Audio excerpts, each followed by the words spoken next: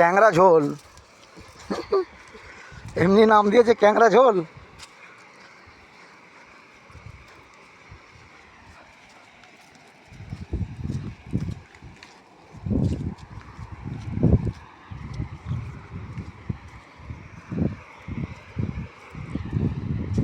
পাথরগুলো জলে কেমন ক্ষয়ে ক্ষয়ে হয়েছে দেখ।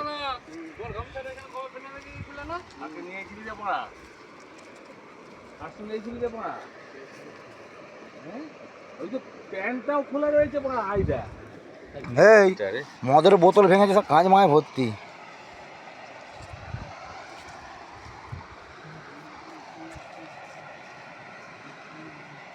এইখানেগুলো কেমন ক্ষয়ে ক্ষয়ে কেমন হয়েছে দেখ পাথরগুলো। টোটাল জলের স্রোতে পাথরগুলো ক্ষয়েছে, কিন্তু হাগলে ভালো হতো। ওই দিকটা ভালো ছিল, ওই দিকটা ঢুকলে ভালো হতো। ওই দিকটা হয়ে গেলাম না।